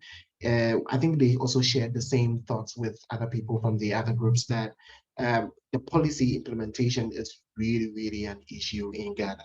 And waste management is also a struggle. We have thoughts from grassroots representatives who also shared how tiring they've been trying their best to, put out their voice to the government, but nothing seems that the government is not doing anything. We have thoughts from also Kenya sharing how they are banned and how they went through their process. And one thing that came out from that conversation was that it's the collective action from different departments, which is very significant for any policy or any ban-related initiative, which is that the government sees the need to do that. If the government doesn't see the need, it's very difficult for grassroots or down to top approach to be implemented. And we also saw that there are a lot of contributing factors, which we can also relate from Dr. Pratish's research. Example, in Ghana, we are not sure if this is an influencing factor, but Ghana has oil and definitely could or might not have an influence in sort of getting the government's attention on that. Though there were challenges that we also asked the grassroots that what do they think about the approach from the grassroots? Are people willing to do that? But there was a very insightful answer that was shared in there that people are willing, though we cannot get 100% people. But the issue is that plastics are cheap. So if the cheap products are readily available, no matter how high your willingness is, you're not gonna buy the more expensive ones. So it seems that there have to be policies to regulate people's willingness to sort of dive into helping to get this. Though there is a challenge with consumption, at the end, the bulk challenge goes into the management. So there has to be policies managing the sort of the end of life and also policies managing the consumption rates. And whilst we were deliberating on that, we had a very insightful thing from what the youth did in Kenya by putting pressure on the government. And that is one thing that they did using social media to give a lot of pressure.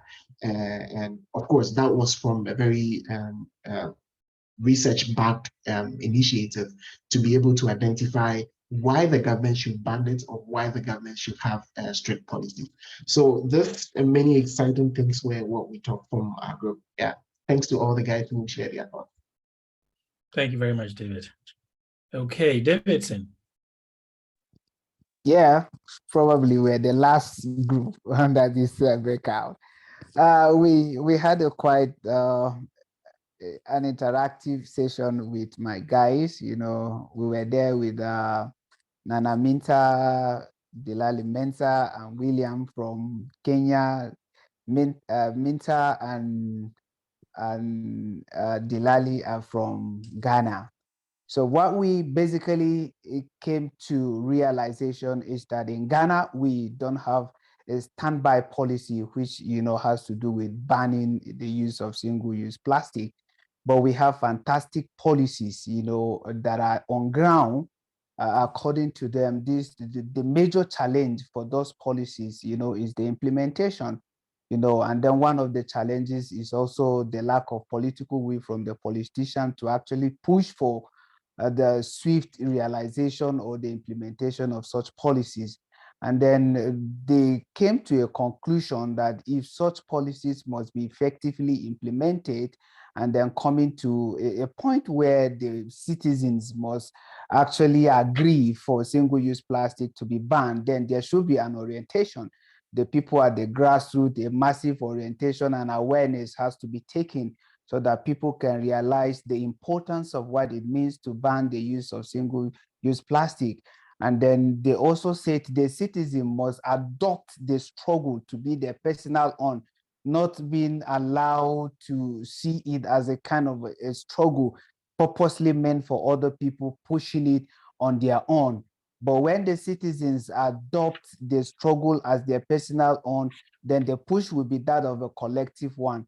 In Kenya, William told us that they have already a ban in place.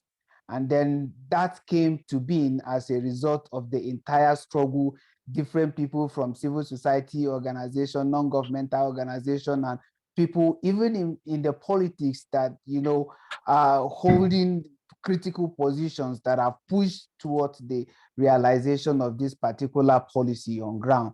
So basically, in Kenya, it is working out effectively, and there are quite a lot of templates on ground ready for other people, other African countries who are towing the same path to actually borrow a leaf from them and use. But in Kenya, the major challenge is the implementation, which we all agreed that orientation and then the political will has to be, you know, enforced. And then even non-governmental organization has to sponsor private bills. And this private bills has to, you know, be a kind that will carry out the citizens along. So from our end in room 4, this were why we actually came out with. Thank you. Thank you all very much. Have a bunch of notes here. Very good. That's great. So we would quickly get into the second breakout rooms, and we're going to have 10 minutes for the sake of time. 10 minutes, very quick. And for this breakout room, each room has a particular question that would be discussed. So let's get back here in about 10 minutes so we can wrap up and then close the workshop for today. I'll see you back here in about 10 minutes.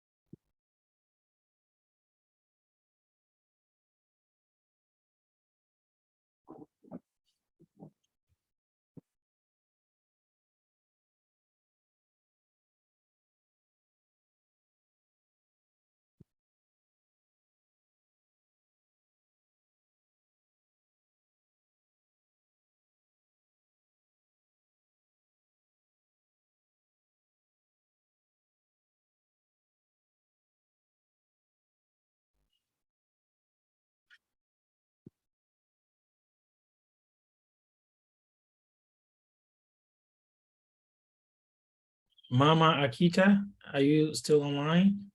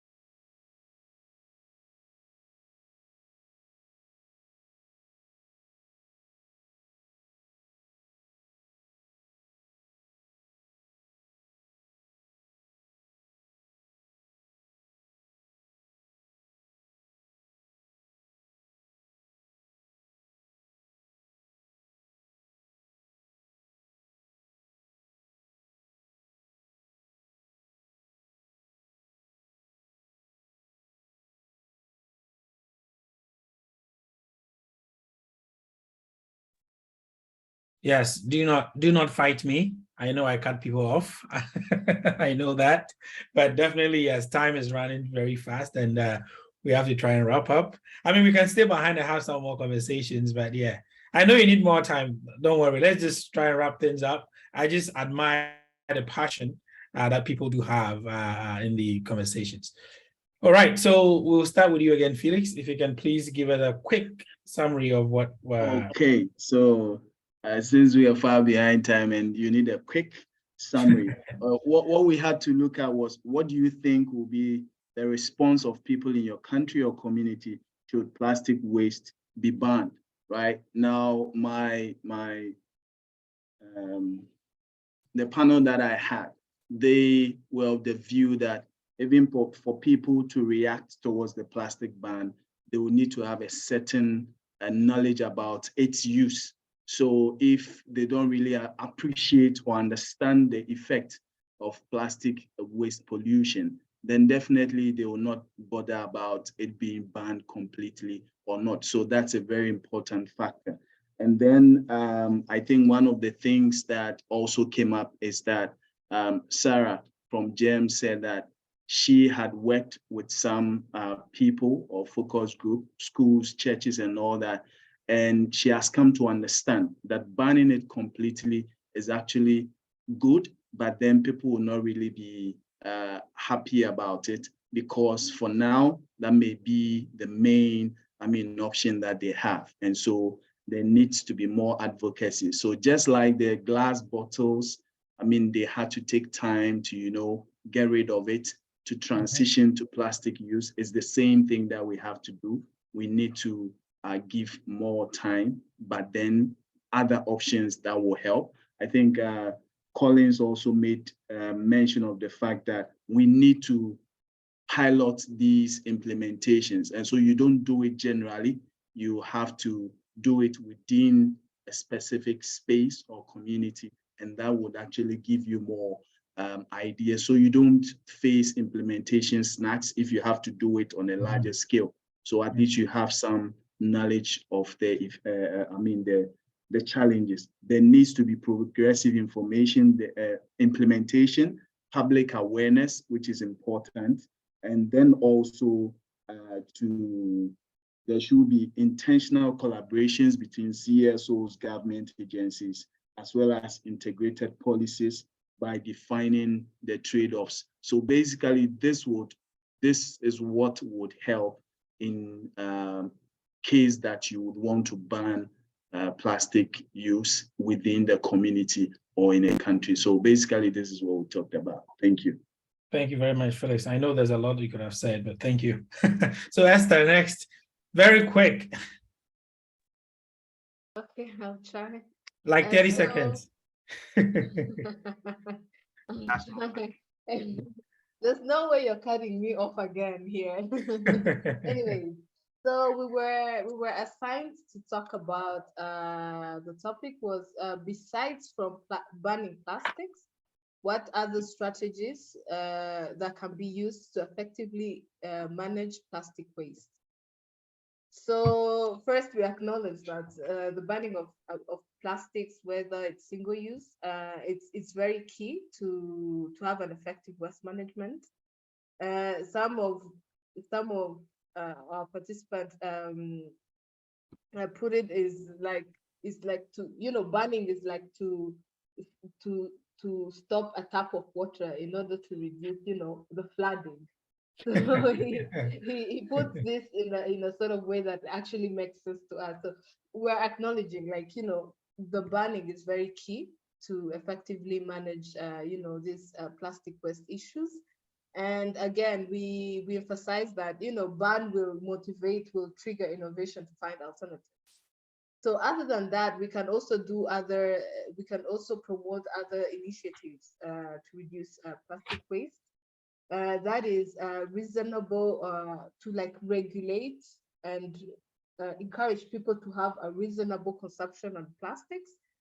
So we could have policy that control on how we consume plastics, or control the imports or the production of plastics, which should also be backed up by data. Yeah. And another key point is that maybe it could be great if we could, like, decentivize, the plastics. That is, increase taxes on plastic. That would be either on imported single-use plastics or those that are locally produced. And another key thing would be like to increase the recycling facilities. I think this would really help in managing plastic waste in our country. And one last thing, this is the point that Anderson cut me off when I was saying.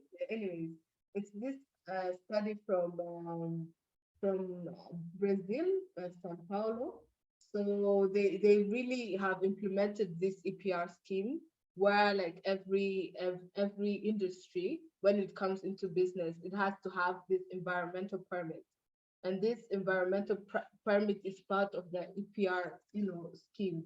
If you don't have it, you can't actually do business in the country. And I think it also helps in this role of, managing plastic.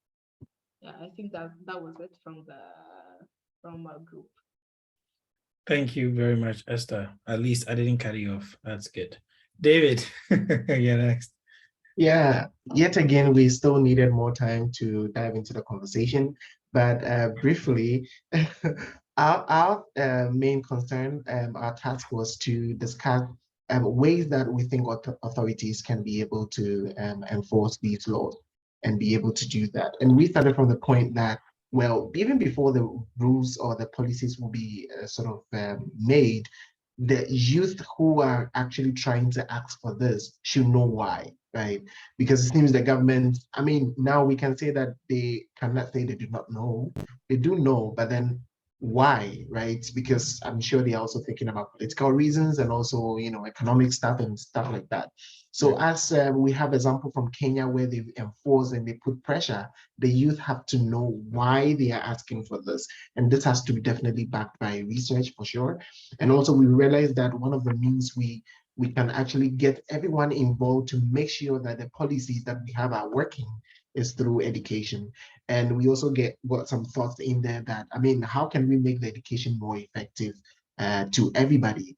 We realize that getting the education to the grassroots is very important, and to make sure that people in remote areas and people in the cities and everyone is equally informed about the whys and the hows and the whats, so that we can get everyone moving through this line to make sure that we are all going towards the same direction.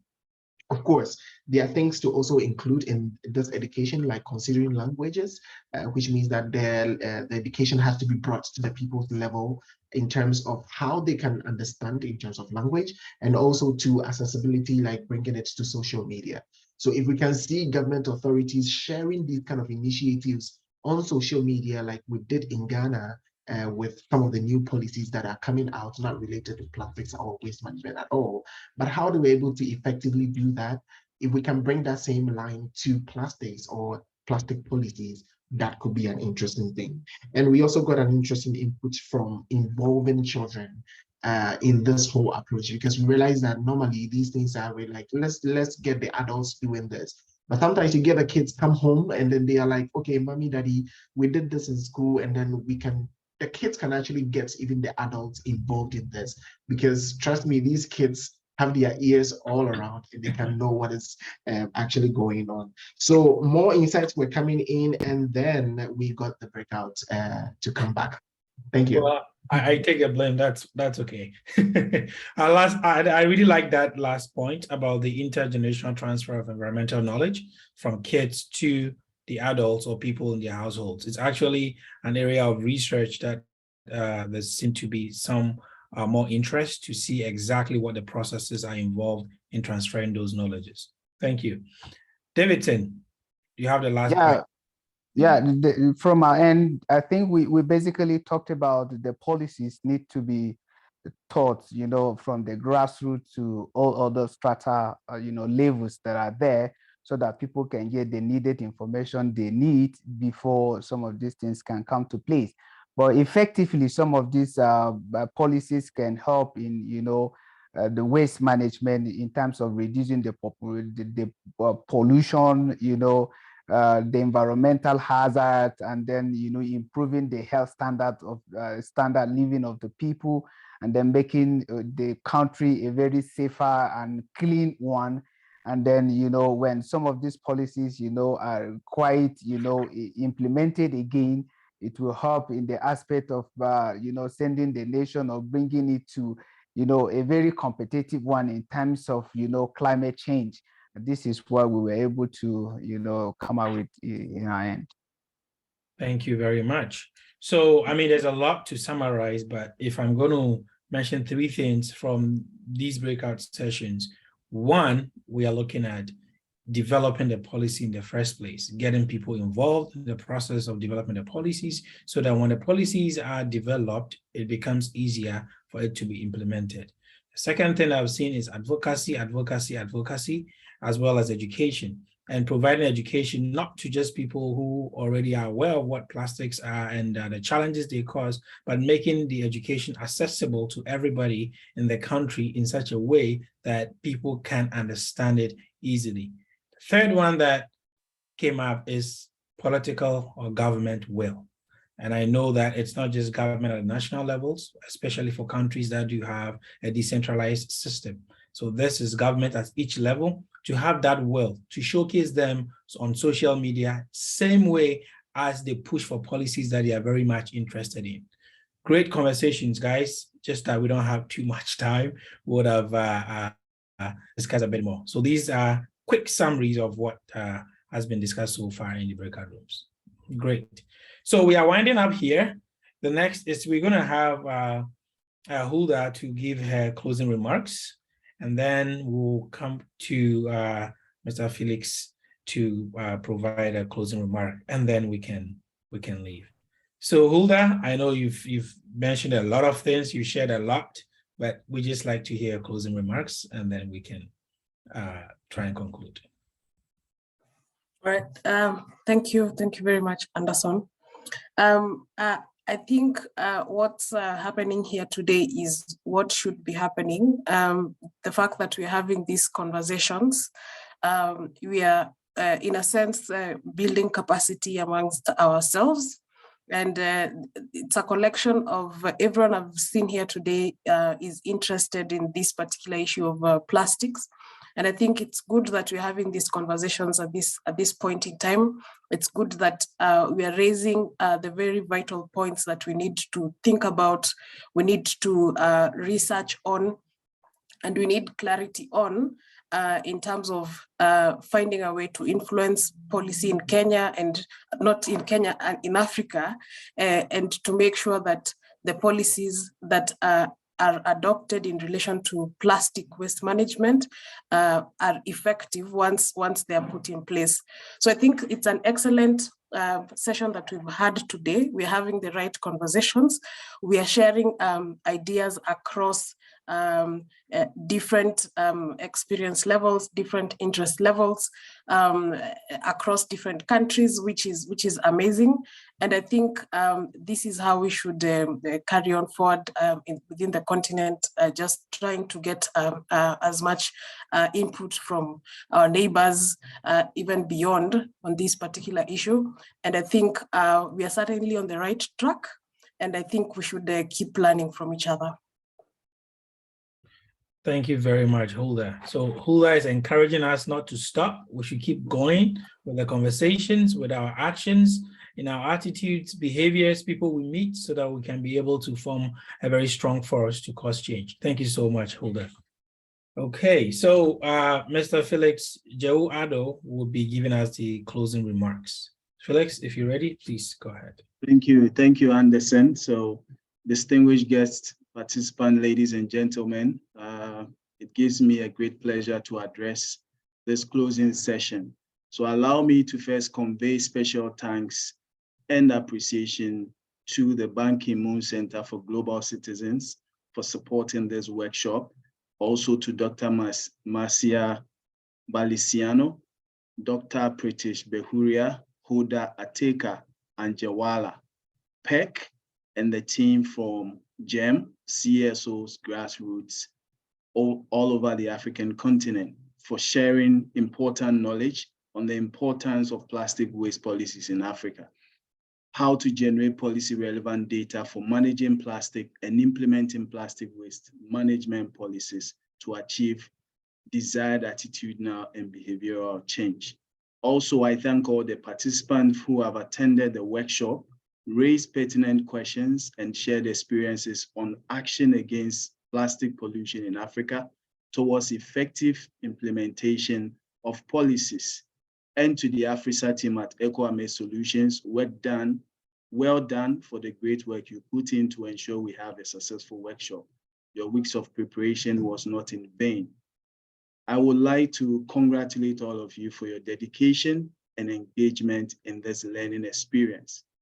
This workshop has provided an opportunity for stakeholders in the plastic waste management space, i.e. policy analysts, enforcement officers, plastic waste management practitioners, and educators to engage in conversations and discussions on effectively implementing plastic waste policies in Africa. The outcome of this workshop will be relevant for policy planning and implementation. In today's workshop, we discovered that educating the masses on the impact of single-use plastic waste, progressive implementation of policies, collaboration and coordinating between the government, the community, and environmental activists, NGOs, and private individuals is key to ensuring that we win this fight in SUP's ban. Let me finish by saying that you have all worked hard, but in fact, the real work starts now. This is the beginning of our concerted efforts to work together with our partners to support the action against plastic pollution in Africa towards effective implementation of policies. So let's all get involved. Thank you. Thank you very much, Felix, for that wonderful concluding statements. That's good. So all we learned here, there are strategies, the policies are able to be implemented well. We still need to play massive roles in our individual ways, whether education, be it being part of organizations, advocacy, joining the conversations across the board so that we can ensure that our various governments implement plastic waste policies in the countries. So this is one of many workshops that we'll be organizing. We've had a couple of them already. We'll be coming up with a couple others. So please do follow us in the chat there. You would see that David puts there follow upcoming events and reports via that website. That's the EcoAme Solutions website. Please do. We will put a report of this workshop there and a couple of other things that we would like you to know. Thank you so much for joining us today, and we are very grateful that you could come. Have a wonderful rest of the day. Bye-bye. Thank you. Thank you.